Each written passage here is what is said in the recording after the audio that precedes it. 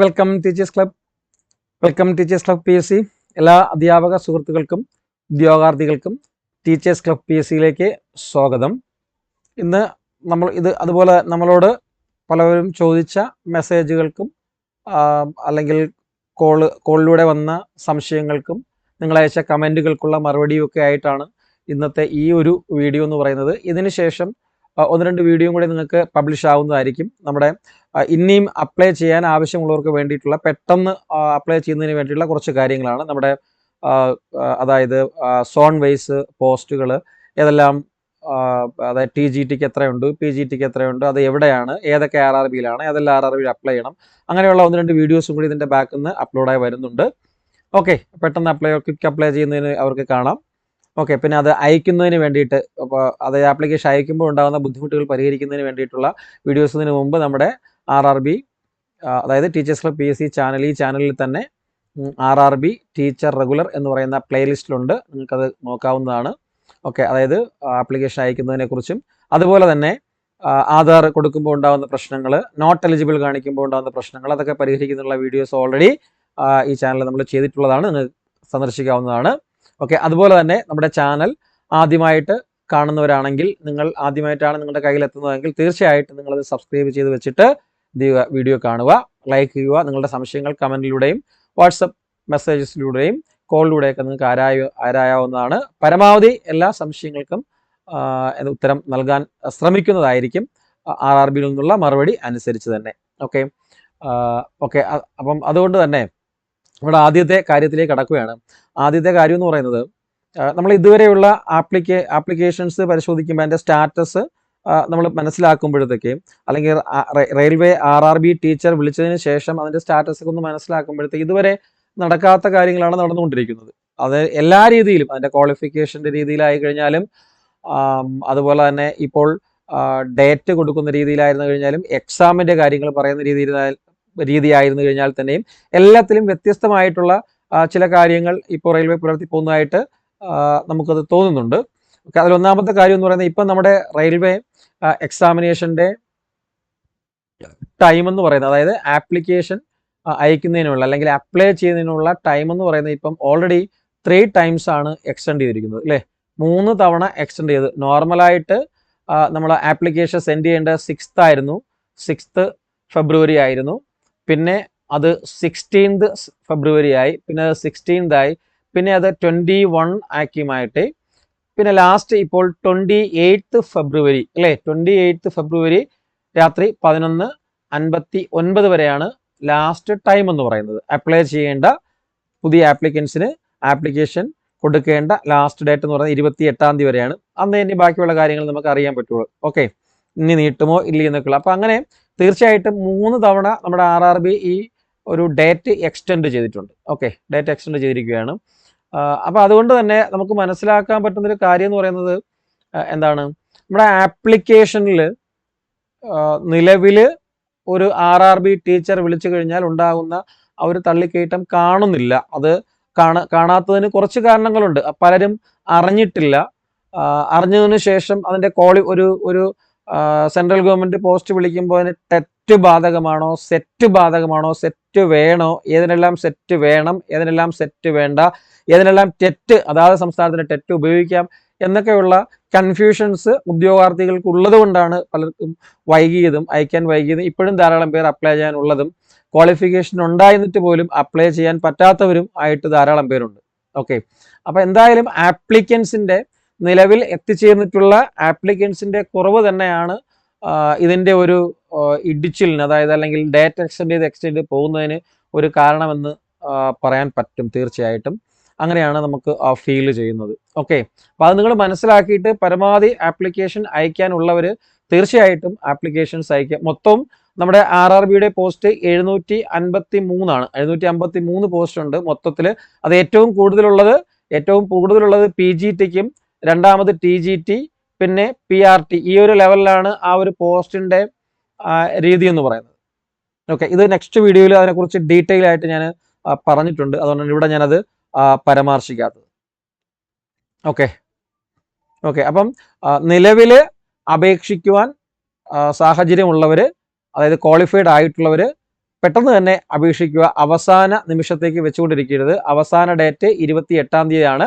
Okay, അപ്പോൾ നിങ്ങൾ ഇന്നും നാളെയും മറ്റന്നാളുമായിട്ടൊക്കെ പെട്ടെന്ന് തന്നെ എന്ത് ചെയ്യുക, ആപ്ലിക്കേഷൻ അയക്കുവാൻ കഴിവുള്ളവർ അല്ലെങ്കിൽ ക്വാളിഫൈഡ് ആയിട്ടുള്ളവർ അപേക്ഷിക്കുക. ഓക്കെ, സമയമൊന്നും കളയണ്ട.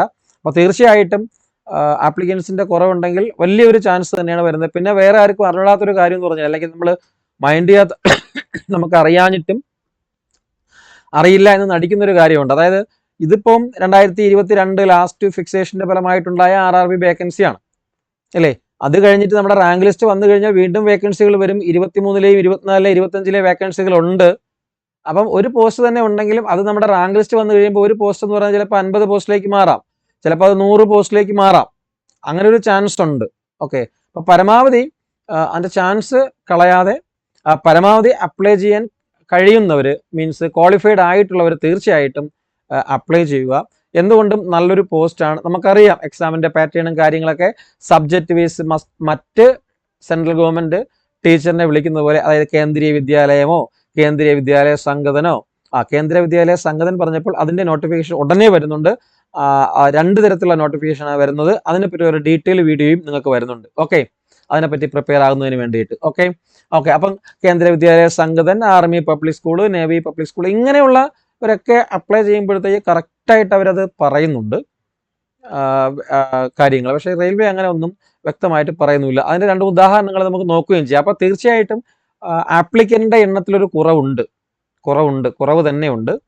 അപ്പം അപ്ലൈ ചെയ്യുന്നവർക്കൊക്കെ നല്ല ചാൻസും ഉണ്ട്. അപ്ലൈ ചെയ്യുന്നവർക്ക് മാത്രമല്ല, അപ്ലൈ ചെയ്തിട്ട് അത് നന്നായിട്ട് പഠിക്കുന്നവർക്ക് വലിയൊരു ചാൻസ് തന്നെ ഇതിലുണ്ട് എന്ന് തന്നെ തീർച്ചയായിട്ടും പറയാം. അപ്പോൾ പരമാവധി അപ്ലൈ ചെയ്യാൻ സാധിക്കുന്നവർ അപ്ലൈ ചെയ്യുക എന്നുള്ളതാണ് പ്രധാനമായിട്ടും എനിക്ക് പറയാനുള്ളത്. 28-ാം തീയതിയാണ് ലാസ്റ്റ് ഡേറ്റ്, ഓർക്കുക. ഓക്കെ, ഇനി അടുത്തതായിട്ട് പറയാം. പിന്നെ 1-2 കാര്യങ്ങൾ നിങ്ങൾ ഇടയ്ക്ക് സംശയം ചോദിച്ച ഒരുപാട് പേര് ഇപ്പോഴും ചോദിച്ചുകൊണ്ടിരിക്കുന്ന കാര്യങ്ങളെ പറ്റിയൊക്കെ ഉള്ള വീഡിയോസൊക്കെ മെയിൽ ലഭിക്കുന്നതനുസരിച്ച് വരുന്നുണ്ട്, അപ്ലോഡ് ചെയ്യുന്നുണ്ട്. നിങ്ങൾ എഡിറ്റ് ചെയ്യുന്നതിനെ പറ്റി, എന്തെല്ലാം എഡിറ്റ് ചെയ്യാം, എവിടെയെല്ലാം എഡിറ്റ് ചെയ്യാം, നിങ്ങളുടെ മീൻസ് പോസ്റ്റ് ഓഫ് പ്രിഫറൻസ് മാറ്റാൻ പറ്റുമോ, ഒക്കെ അങ്ങനെയൊക്കെ ഉള്ള കുറേ സംശയങ്ങൾ ചോദിക്കുന്നുണ്ട്. അതിനെല്ലാം വ്യക്തമായിട്ടുള്ള വീഡിയോസ് വരുന്നുണ്ട്.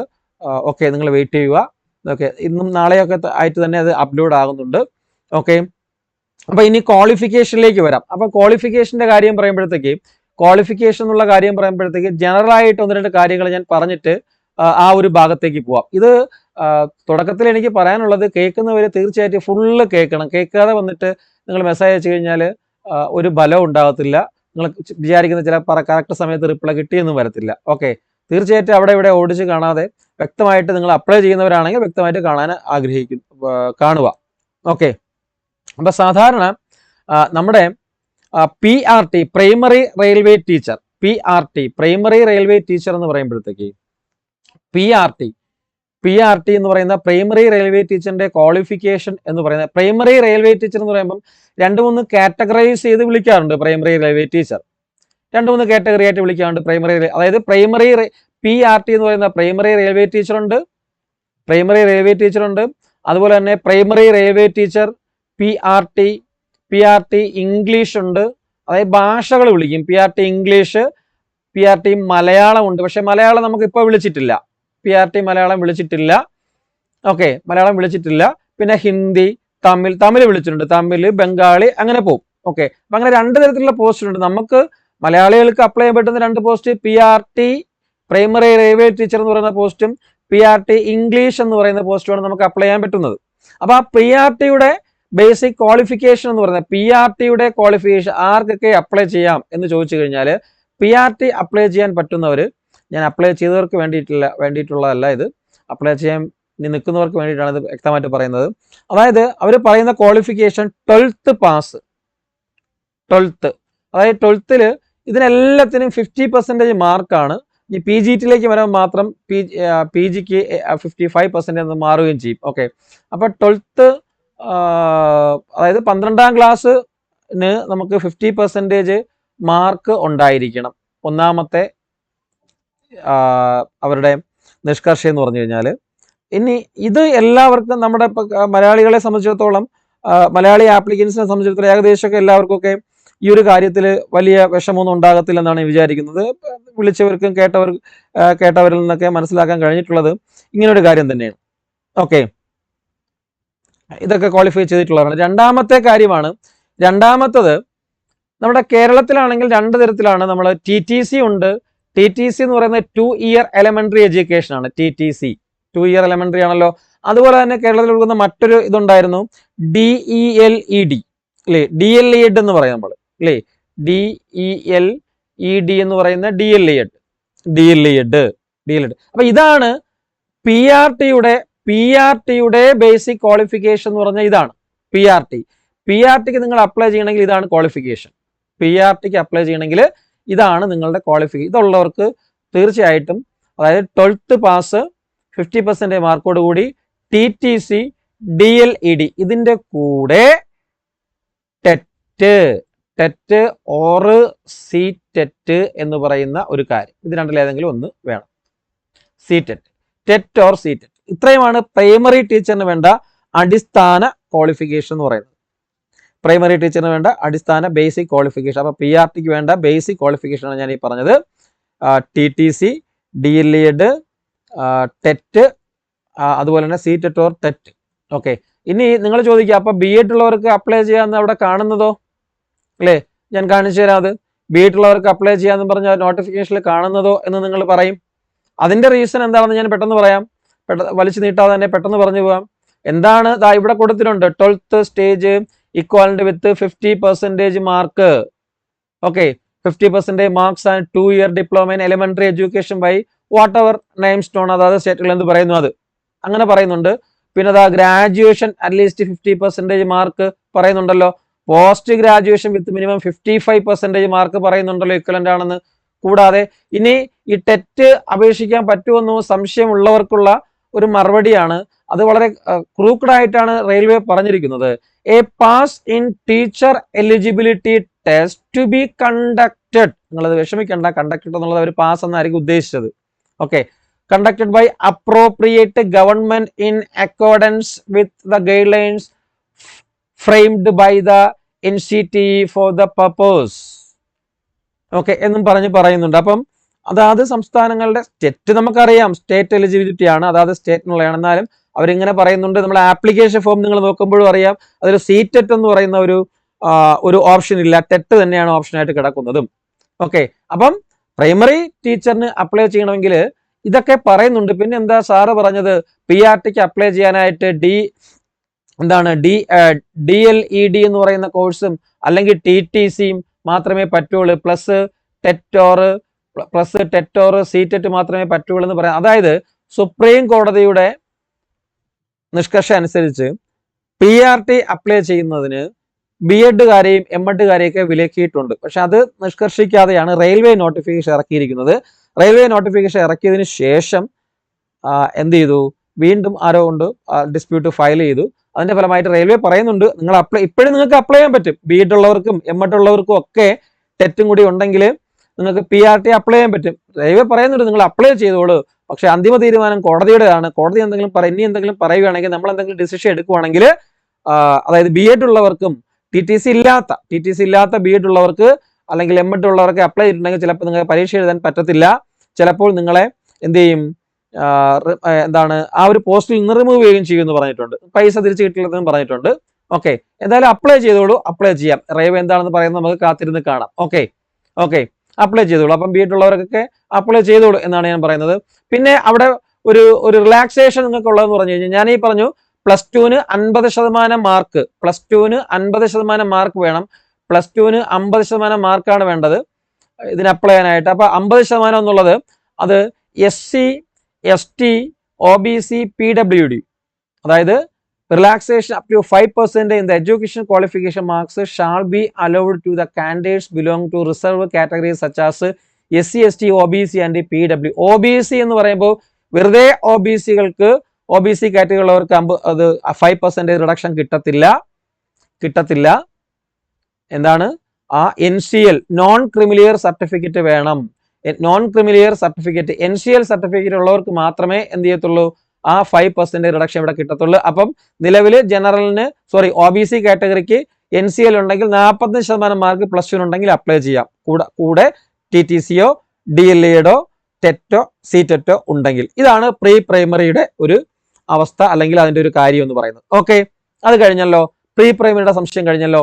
ഇനി അടുത്തത് TGTയിലേക്ക് പോകും. അതാണ് ബഹുരസം. TGTയിലേക്ക് പോകുമ്പോഴത്തേക്ക് ട്രെയിൻഡ് ഗ്രാജുവേറ്റ് ടീച്ചർ എന്ന് പറഞ്ഞാൽ ഒരുപാട് കാറ്റഗറീസ് ഉണ്ട്. ട്രെയിൻഡ് ഗ്രാജുവേറ്റ് ടീച്ചർ ബയോളജി ഉണ്ട്, ബയോളജി ഇംഗ്ലീഷ് മീഡിയം ഉണ്ട്, ബയോളജി TG സയൻസ് ഉണ്ട്, സോഷ്യൽ ഉണ്ട്, എക്കണോമിക്സ് ഉണ്ട്, പൊളിറ്റിക്സ് ഉണ്ട്, അങ്ങനെ പല കാറ്റഗറീസ് ഇത് പോകുന്നുണ്ട്. ഓക്കെ, അത് സോൺ വൈസ് പറയുന്ന വീഡിയോയിൽ ഉണ്ട്, നിങ്ങൾക്ക് ചെക്ക് ചെയ്യാവുന്നതാണ്. ഓക്കെ, അപ്പൊ അതില് മെയിനായിട്ട് ഫോക്കസ് ചെയ്യുന്നത് ബേസിക് ആയിട്ടുള്ള ക്വാളിഫിക്കേഷൻ എന്ന് പറഞ്ഞു കഴിഞ്ഞാൽ TGTക്ക് വേണ്ട ക്വാളിഫിക്കേഷൻ ഗ്രാജുവേഷൻ, BA BSc എന്ന് പറയുന്ന ഗ്രാജുവേഷൻ പ്ലസ് പറയുന്നുണ്ട് B.Ed ഓർ നേരത്തെ നമ്മള് PRTയിൽ പറഞ്ഞ DELED ഉണ്ടെങ്കിലും അപ്ലൈ ചെയ്യാന്നാ പറയുന്നവര്. DLED ഉണ്ടെങ്കിലും അപ്ലൈ ചെയ്യാം. പിന്നെ അതിന്റെ ഹയർ ക്വാളിഫിക്കേഷനിൽ അപ്ലൈ ചെയ്യാം. ഇവിടെയും നിങ്ങളുടെ ഡിഗ്രിയിൽ PGയിലൊക്കെ നിങ്ങൾക്ക് 50% മാർക്ക് ഇവിടെയും വേണം കേട്ടോ. 50% മാർക്ക് എന്ന് ഉള്ളത് നിങ്ങൾ നോക്കി വെച്ചുകൊള്ളണം. പിന്നെ റിലാക്സേഷൻ നിങ്ങൾ നേരത്തെ പറഞ്ഞ പോലെ തന്നെ 5% റിലാക്സേഷൻ ഉണ്ടായിരിക്കുന്നതാണ്. അതുകൊണ്ട് അതിനെക്കുറിച്ച് ആലോചിച്ച് വിഷമിക്കേണ്ട കാര്യമല്ല. OBC സർട്ടിഫിക്കറ്റ് ഉണ്ടെങ്കിൽ ഇവിടെയും TGT പറയുമ്പോഴും pass the teacher eligibility test to be conducted by the appropriate government in accordance with the guidelines framed by the NCT for the purpose എന്ന് പറഞ്ഞ് പറയുന്നുണ്ട്. അപ്പം ഗ്രാജുവേഷനും B.Edഉം B.Ed അല്ലെങ്കിൽ DLED plus TET or CTET plus TET or CTET ഉള്ളവർക്കെല്ലാം എന്ത് ചെയ്യാം, ഇത് apply ചെയ്യാം. പിന്നെ ഇത് കേരളത്തിൽ ഇങ്ങനെയാണ് വരുന്നത്. പിന്നെ ബാക്കി എക്സെപ്ഷൻസ് കുറെ കാര്യങ്ങളിവിടെ പറയുന്നുണ്ട്. അത് വായിച്ചു നോക്കിയാൽ നിങ്ങൾക്ക് മനസ്സിലാവും. അപ്ലൈ ചെയ്യാം. ഇതാണ് TGTയുടെ അവസ്ഥ എന്ന് പറഞ്ഞാൽ. TGT അത് ഒരുപാട് കാറ്റഗറിയിൽ TGT ഉണ്ട്. TGT സയൻസ് ഉണ്ട്, TGT അതാത് വിഷയങ്ങൾ ബോട്ടണി, ബയോളജി എന്നൊക്കെ പറഞ്ഞുകൊണ്ട്, പൊളിറ്റിക്കൽ സയൻസ് എന്ന് പറഞ്ഞുകൊണ്ട്, ഹിസ്റ്ററി എന്നും പറഞ്ഞുകൊണ്ട്, അത് ഇംഗ്ലീഷ് മീഡിയവും ഹിന്ദി മീഡിയം എന്ന് പറഞ്ഞ് സെപ്പറേറ്റ് ഉണ്ട്. അങ്ങനെ പലതരത്തിലുള്ള പോസ്റ്റുകളുണ്ട്. അത് നമുക്ക് ആവശ്യമുള്ള പോസ്റ്റുകൾ നമുക്ക് തിരഞ്ഞെടുത്ത് അപ്ലൈ ചെയ്യാവുന്നതാണ്. ഓക്കെ, ഇതാണ് TGTയുടെ അവസ്ഥ. ഇനി PGTയുടെ കാര്യം എന്ന് പറയുന്നത്, PGTയിലേക്ക് വരുമ്പോഴത്തേക്ക് പോസ്റ്റ് ഗ്രാജുവേറ്റ് ടീച്ചറിലേക്ക് വരുമ്പോഴത്തേക്ക് അതാണ് ഏറ്റവും കൂടുതലുള്ളത്. പോസ്റ്റ് ഗ്രാജുവേറ്റ് ടീച്ചറാണ് നമ്മളെ വിളിച്ചതിലേക്ക് ഏറ്റവും കൂടുതലായിട്ടുള്ളത്. ആ പോസ്റ്റ് ഗ്രാജുവേറ്റ് ടീച്ചർ എന്ന് പറയുന്നതിൽ ക്വാളിഫിക്കേഷൻ എന്ന് പറയുന്നത് വേറൊന്നുമില്ല. പോസ്റ്റ് ഗ്രാജുവേഷൻ വേണം നിങ്ങൾക്ക്, PG വേണം. PG എന്ന് പറയുന്നത് ഇവിടെ പറയുന്നുണ്ട് എന്താണ്, അതിലും പെർസെൻറ്റേജ് പറയുന്നുണ്ട്. 50% തന്നെയാണ്. ചില ക്വാളിഫിക്കേഷൻ പറയുമ്പോഴത്തേക്ക് 55 പറയുന്നുണ്ട്. അത് BP.Ed ഫിസിക്കൽ എഡ്യൂക്കേഷനുമായിട്ടൊക്കെ ബന്ധപ്പെട്ടാണ്. അപ്പൊ ഇവിടെയും 55 ഓർ 50% അത് വേണം. ഇവിടെയും റിലാക്സേഷൻ നിങ്ങൾക്കുണ്ട്. ആ പറഞ്ഞ 5% റിലാക്സേഷൻ നിങ്ങൾക്ക് തരുന്നുണ്ട്, അപ്ലൈ ചെയ്യാം. PG പ്ലസ് B.Ed മാത്രം മതി PG ടീച്ചറിന്. ഒരിക്കലും CTEറ്റോ TTEറ്റോ വേണ്ട.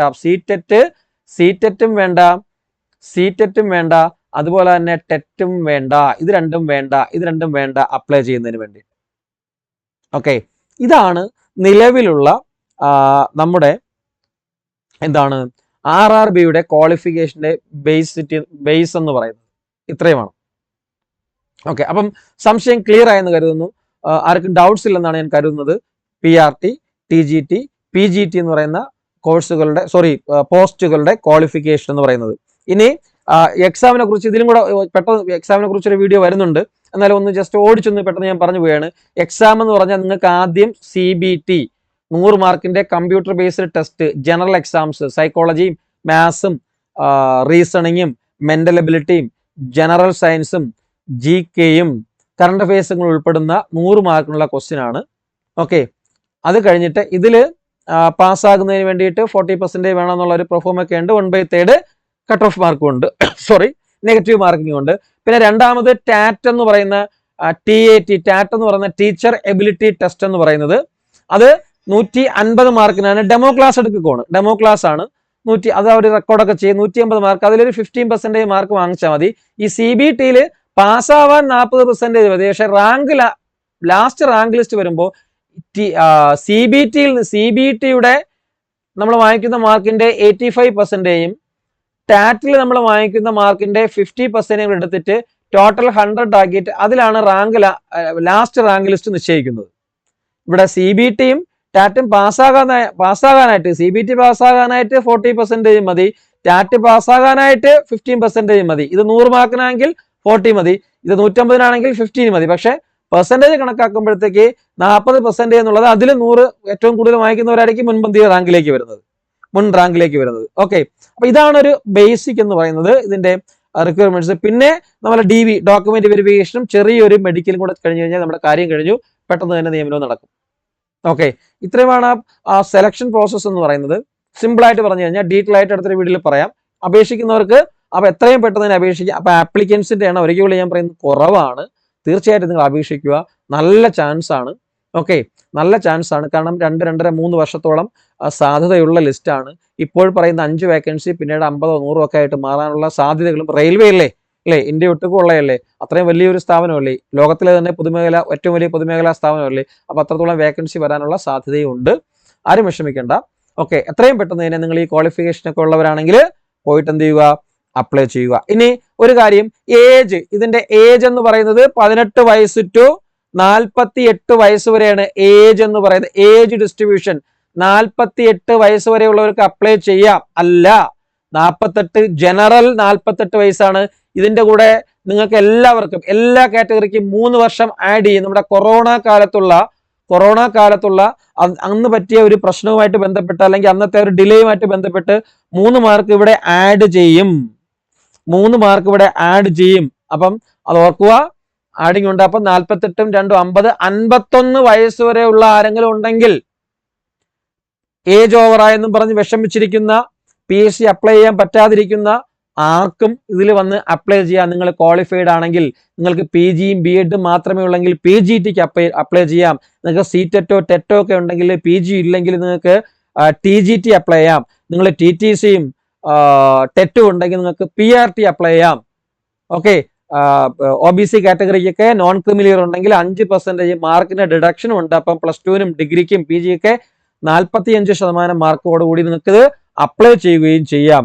അപ്പൊ എത്രയും പെട്ടെന്ന് എന്ത് ചെയ്യുക, നിങ്ങളത് എന്ത് ചെയ്യുക, ഇത് അപ്ലൈ ചെയ്യുക എന്നുള്ളതാണ് പറയാനുള്ളത്. ഓക്കെ, അപ്പൊ ഏജ് ഇങ്ങനെയാണ്. ഇനി ഇത് കൂടാതെ, ഇത് നോർമലായിട്ട് 51 വയസ്സാണ്. ഇത് കൂടാതെ OBCക്ക് 3 വർഷം എക്സ്ട്രാ റിലാക്സേഷൻ ഉണ്ട്. SC STക്ക് ആണെങ്കിൽ 5 വർഷം എക്സ്ട്രാ റിലാക്സേഷൻ. അപ്പൊ നിങ്ങൾ ആലോചിച്ച് നോക്കൂ, ഇവിടെ 51 വയസ്സ് ജനറൽ ആണെങ്കിൽ OBCക്ക് 51, 3, 54 വയസ്സ് വരെ OBCക്ക് അപ്ലൈ ചെയ്യാം. 54 വയസ്സ് വരെ OBCക്ക് അപ്ലൈ ചെയ്യാം. 51 വയസ്സ് ജനറൽ ആണെങ്കിൽ 51 + 56 വയസ്സ് വരെ SC ST കാൻഡിഡേറ്റിന് അപ്ലൈ ചെയ്യാം. നിങ്ങൾ നോക്കൂ, ഉറപ്പായിട്ട് നിങ്ങൾക്ക് അപ്ലൈ ചെയ്യാൻ പറ്റും. അപ്പൊ ഇതാണ് ഏജിന്റെ ക്രൈറ്റീരിയ എന്ന് പറയുന്നത്. അപ്പൊ ഇത്തരത്തിലുള്ള ഏജ് വൈസ് ഒക്കെ ഉള്ളവര് ഒരു പോസ്റ്റ് അപ്ലൈ ചെയ്യാനില്ല എന്ന് വിഷമിച്ചിരിക്കുന്നവർക്കൊക്കെ റെയിൽവേ അവസരം ഒരുക്കിയിട്ടുണ്ട്. പക്ഷേ നോർമൽ ആയിട്ടുള്ള, ഞാൻ നേരത്തെ പറഞ്ഞതുപോലുള്ള കേന്ദ്രീയ വിദ്യാലയ പോലുള്ള ആർമി സ്കൂളുകൾ പോലുള്ളതൊക്കെ 30 വയസ്സ് PRT, 30 വയസ്സ് PRT, 35 വയസ്സ് TGT, 40 വയസ്സ് PGT ആണ്. ഇത്രയേ ഉള്ളൂ. അവിടെ വരുന്നത് ഗേൾസിന് മാത്രം ഒരു 10 വർഷത്തെ റിലാക്സേഷൻ കൊടുക്കുന്നേ ഉള്ളൂ. ഓക്കെ, അത് നമ്മൾ പിന്നീട് പറയും. ഓക്കെ, പക്ഷെ റെയിൽവേ അങ്ങനെയല്ല, 51 വയസ്സ് വരെ ഉള്ള ഒരു കാര്യം നിങ്ങൾക്ക് തരുന്നുണ്ട്. അപ്പൊ എന്ത് ചെയ്യുക, എത്രയും പെട്ടെന്ന് നിങ്ങൾ എന്ത് ചെയ്യുക, ഇത് പോയിട്ട് അപ്ലൈ ചെയ്യുക. അപ്പൊ ക്വാളിഫിക്കേഷൻ എത്രയേ ഉള്ളൂ. ഇനി ആപ്ലിക്കേഷൻസിന്റെ എണ്ണം കുറവാണ്. ഓക്കെ, അപ്പൊ തീർച്ചയായിട്ടും ചാൻസസ് കൂടുതലാണ്. നിങ്ങൾ പോയി എന്ത് ചെയ്യുക, എത്രയും പെട്ടെന്ന് അപ്ലൈ ചെയ്യുക. ലാസ്റ്റ് ഡേറ്റ് 28 ആണ്, ഫെബ്രുവരി 28 ആണ് ലാസ്റ്റ് ഡേറ്റ്. ഇനി ഈ ആപ്ലിക്കേഷൻ അയച്ചവർക്ക് ഒരുപാട് മിസ്റ്റേക്ക് പറ്റിയവരുണ്ട്. അത് ഫസ്റ്റ് നിങ്ങളുടെ രജിസ്ട്രേഷൻ ഫോം മാറ്റാൻ പറ്റത്തില്ല. നിങ്ങളുടെ പേര്, സെക്സ്, അതുപോലെ date of birth, Gmail, phone number, Aadhaar, ഇതൊന്നും ചേഞ്ച് ചെയ്യാൻ പറ്റത്തില്ല. അത് കഴിഞ്ഞുള്ള ബാക്കി പേജിൽ എന്തൊക്കെ ചേഞ്ച് ചെയ്യാം, എങ്ങനെ ചേഞ്ച് ചെയ്യാം, എപ്പോൾ ചേഞ്ച് ചെയ്യാം, ഏത് രീതിയിൽ ചേഞ്ച് ചെയ്യാം എന്നൊക്കെ ഉള്ളത് കറക്റ്റ് അപ്ഡേഷൻ വന്നുകൊണ്ടിരിക്കുന്നുണ്ട്. അത് ഇന്നോ നാളെ തന്നെ നിങ്ങളുടെ മുന്നിലേക്ക് അതിന്റെ ഡീറ്റെയിൽ എത്തുന്നതായിരിക്കും. അത് വ്യക്തമായിട്ട് പഠിച്ചു വെക്കുകയും കറക്റ്റ് സമയം ആകുമ്പോഴത്തേക്ക് എന്ത് ചെയ്യുക, അത് നിങ്ങൾ എന്ത് ചെയ്യുക, എഡിറ്റ് ചെയ്ത് മാറ്റി റെഡിയാക്കി കൊടുക്കുകയും ചെയ്യുക. ഓക്കെ, അപ്പൊ ഇത്രയും കാര്യങ്ങൾ മനസ്സിലായെന്ന് കരുതുന്നു. ഇനി ഞാൻ പറഞ്ഞതിൽ ഇനി എന്തെങ്കിലും ഡൗട്ട്സ് നിങ്ങൾക്ക് ഉണ്ടെങ്കിൽ താഴെ കമന്റ്സിലൂടെയോ വാട്സപ്പ് മെസ്സേജിലൂടെയോ കോളിലൂടെയൊക്കെ നിങ്ങൾക്ക് തീർച്ചയായിട്ടും ചോദിക്കാവുന്നതാണ്. ഓക്കെ, ഈ ക്വാളിഫിക്കേഷനുമായിട്ട് ബന്ധപ്പെട്ടുള്ള കാര്യങ്ങളുമായിട്ട് സംശയമുള്ളവർക്ക്. ഓക്കെ, അപ്പോൾ ഇത്രയുമാണ് ഈ വീഡിയോയിൽ പറയാനുള്ളത്. അപ്പോൾ എല്ലാവർക്കും വീഡിയോ കാണുന്ന എല്ലാവർക്കും താങ്ക്സ് പറയുന്നതിന് മുമ്പ് ഒരിക്കൽ കൂടി പറയുന്നു, സബ്സ്ക്രൈബ് ചെയ്യുകയും നിങ്ങളുടെ സുഹൃത്തുക്കൾക്ക് ഈ വിവരങ്ങൾ എത്തിച്ചു കൊടുക്കുക. അവരും കൂടി രക്ഷപ്പെടട്ടെ, അവരും കൂടി പഠിക്കട്ടെ, അവരും കൂടി എഴുതട്ടെ, അല്ലേ? അർഹതയുള്ളവർക്ക് ജോലി ലഭിക്കട്ടെ, അല്ലേ? ഓരോരുത്തരും പഠിച്ചിട്ടാണ് ജോലി കിട്ടുന്നത്. അപ്പൊ അവരിലൂടെ നിങ്ങൾ എന്ത് ചെയ്യുക, ഈ വിവരങ്ങളൊക്കെ എത്തിച്ചു കൊടുക്കുക, അവരൊക്കെ അപേക്ഷിക്കട്ടെ. അപ്പൊ എല്ലാവർക്കും ഒരിക്കൽ കൂടി ഒരു നല്ല ദിവസം ആശംസിച്ചുകൊണ്ട് നിർത്തുന്നു. നന്ദി. ജയ് ഹിന്ദ്.